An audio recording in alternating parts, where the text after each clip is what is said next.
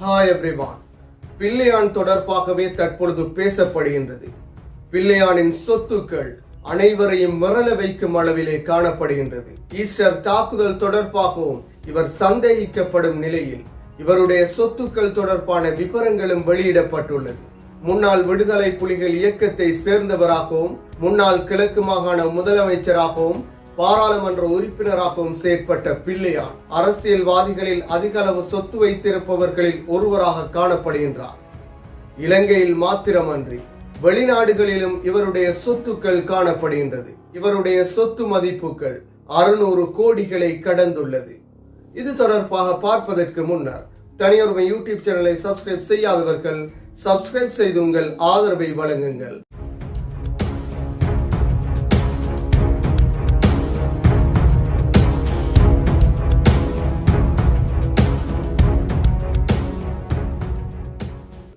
இலங்கையில் ஒரு அரசியல்வாதி மீது அதிக குற்றச்சாட்டுகள் சுமத்தப்பட்டவர்களில் ஒருவராக பிள்ளையானும் காணப்படுகின்றார். பல கடத்தல்கள், கொலை சம்பவங்கள் என பல குற்றச்சாட்டுகளுடன் தொடர்பு பட்ட ஒருவராக பிள்ளையான் காணப்படுகின்றார். பிள்ளையானின் இந்த குற்றச்சாட்டுகள் இன்று நேற்று ஆரம்பித்தது கிடையாது. விடுதலை புலிகள் இயக்கத்திலிருந்து விலகியதன் பின்னர் இவர் மீது சுமத்தப்படும் பல குற்றச்சாட்டுகள் இதுவரைக்கும் முன்வைக்கப்படுகின்றது. இவ்வாறான நிலையிலே இலங்கையில் இடம்பெற்ற மிக மோசமான சம்பவங்களில் ஒன்றாக ஈஸ்டர் தாக்குதல் காணப்படுகின்றது. இந்த ஈஸ்டர் தாக்குதலுக்கும் பிள்ளையானுக்கும் தொடர்பு காணப்படுவதாக இதுவரைக்கும் குற்றம் சாட்டப்படுகின்றது. என்றாலும் இது தொடர்பான ஈஸ்டர் தாக்குதல் தொடர்பான விபரங்கள் எதிர்வரும் 21ஆம் தேதி வெளியிடப்படும் என தற்போதைய ஜனாதிபதி கூறியுள்ளார். இந்த நிலையில் பிள்ளையானின் சொத்துக்கள் தொடர்பான விபரங்களும் வெளியிடப்பட்டுள்ளது. இலங்கை அரசியல்வாதிகளில் அதிக அளவு சொத்துக்கள் வைத்திருப்பவர்களில் ஒருவராக பிள்ளையானும் காணப்படுகின்றார். பிள்ளையானிற்கு இலங்கையிலும் வெளிநாடுகளிலும் சொத்துக்கள் காணப்படுகின்றது. அதன் அடிப்படையில் இலங்கையில் மாத்திரம் 4 வீடுகள் பிள்ளையானிற்கு காணப்படுகின்றது. மட்டக்களப்பிலே 2 வீடுகளும் கொழும்பிலே 2 வீடுகளும் காணப்படுகின்றது. மட்டக்களப்பிலே அமைந்துள்ள ஒரு வீட்டின் பெறுமதி 2 கோடிகளாக காணப்படுகின்றது. மட்டக்களப்பு வாவிக்கரை பிரதேசத்திலே அமைந்துள்ள இவருடைய வீட்டின் பெறுமதி 12 கோடிகளாக காணப்படுகின்றது. அதே போன்று கொழும்பிலே 2 வீடுகள் காணப்படுகின்றது. கொழும்பிலே ராஜகிரிய பிரதேசத்திலே அமைந்துள்ள இவரின் வீட்டின் பெறுமதி 6.5 கோடிகளாக காணப்படுவதுடன் கொழும்பிலே கருவாத்தோட்டை பிரதேசத்திலும் ஒரு வீடு காணப்படுகின்றது. இந்த வீட்டின் பெறுமதி 23 கோடிகளாக காணப்படுகின்றது. இவ்வாறு இலங்கையில் 4 வீடுகள் காணப்படுவதாக கூறப்படுகின்றது.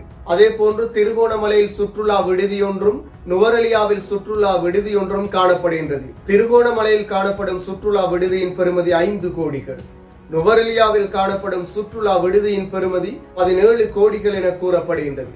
இவ்வாறு இவருக்கு 2 சுற்றுலா விடுதிகளும் காணப்படுகின்றது. அதே போன்று விவசாய நிலங்களும் இவருக்குரியதாக காணப்படுகின்றது. மட்டக்களப்பு புலுட்டுமா நோடை பிரதேசத்திலே 115 ஏக்கர்கள் விவசாய நிலம் இவருக்கு காணப்படுகின்றது. அதே போன்று சாதாரணமான காணிகள் இவருக்கு திருகோணமலை, மட்டக்களப்பு பிரதேசங்களிலும் காணப்படுகின்றது. திருகோணமலை கும்புருப்பிட்டிய பிரதேசத்திலே 50 ஏக்கர் நிலங்கள் காணப்படுகின்றது. இதன் பெறுமதி 20 கோடிகளாக காணப்படுகின்றது. அதே போன்று மட்டக்களப்பிலும் இவருக்கான 12 ஏக்கர் நிலம் காணப்படுகின்றது.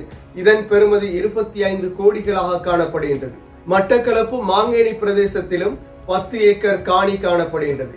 இவ்வாறு வயல் நிலங்கள், வீடுகள், காணிகள் என இவருக்கு அதிக அளவு சொத்துக்கள் கிழக்கு மாகாணத்திலும் கொழும்பிலுமே இவருக்கு அமைந்துள்ளது. அதே போன்று கொழும்பு டிக்கோவிட்ட பிரதேசத்திலே ஆழ்கடலிலே மீன்பிடிக்க பயன்படுத்தப்படும் இழுவை படகுகளும் காணப்படுகின்றது. 12 இழுவை படகுகள் காணப்படுகின்றது. இந்த இழுவை படகுகளின் பெறுமதி மாத்திரம் 20 கோடிகளாக காணப்படுகின்றது. அதே போன்று சிங்கப்பூரிலே 7.5 கோடிகள் பெறுமதியான கட்டட தொகுதி ஒன்றும் காணப்படுகின்றது. சுவிட்சர்லாந்திலும் நகை கடையுடன் கூடிய கட்டட தொகுதி ஒன்று காணப்படுகின்றது. இதன் பெறுமதி மாத்திரம் 150 கோடிகளாக காணப்படுகின்றது. வெளிநாட்டு வங்கிகளில் பண வைப்பு மாத்திரம் 20 மில்லியன்கள் காணப்படுகின்றது.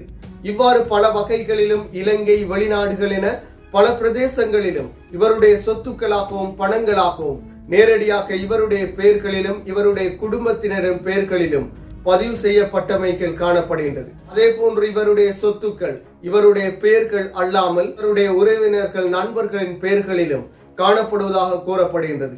எனவே அதிக அளவு சொத்து சேர்த்த ஒரு அரசியல்வாதியாக இவர் காணப்படுகின்றார். விடுதலை புலிகள் இயக்கத்திலே இருந்த பொழுது இவர் மிக பெரும் கோடீஸ்வரராக இருந்தாரா என்றால் இல்லை என்பதை பதிலாக காணப்படுகின்றது. இவருடைய பரம்பரை கோடீஸ்வர பரம்பரையாக இருந்ததா என்றால் இல்லை என்பதை பதிலாக காணப்படுகின்றது. தென்னந்தோட்டம் அதே போன்று வயல் காணிகள் சில மாத்திரமே இவருக்கு உரியதாக காணப்பட்டது. எனவே இவ்வளவு சொத்துக்களையும் இவர் அரசியலில் மாத்திரம் சேர்த்தாரா அல்லது அரசியல் கைக்கூலியாக பல குற்றங்களை செய்வதற்காக இந்த சொத்துக்கள் இவருக்கு வழங்கப்பட்டதா என்ற கேள்வியையும் எழுப்பியுள்ளது. எனவே 90 நாட்கள் இவர் சிறையிலே அடைக்கப்பட்ட நிலையில் பல விசாரணைகளும் நடைபெறும் நிலையில் இவரிடம் நடாத்தப்படும் விசாரணைகளின் அடிப்படையிலே இவருடைய சொத்துக்கள் தொடர்பாகவும் இவருடைய குற்றங்கள் தொடர்பாகவும் உண்மை தகவல்கள் வெளிச்சத்திற்கு கொண்டு வரப்படும். இன்று வரைக்கும் காணப்படும் உறுதிப்படுத்தப்பட்ட தகவல்களின் அடிப்படையில் 600 கோடிகளை கடந்ததாக இவருடைய சொத்து மதிப்பு காணப்படுகின்றது. மீண்டும் ஒரு வீடியோ பதிவில் சந்திக்கும் வரை தனியொருமை யூடியூப் சேனலை சப்ஸ்கிரைப் செய்யாதவர்கள் சப்ஸ்கிரைப் செய்து உங்கள் ஆதரவை வழங்குங்கள்.